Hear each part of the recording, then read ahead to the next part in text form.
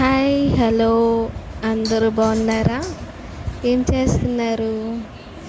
మన channel ASR అని ఛానల్కి అందరూ కూడా సబ్స్క్రైబ్ చేసుకోండి ప్లీజ్.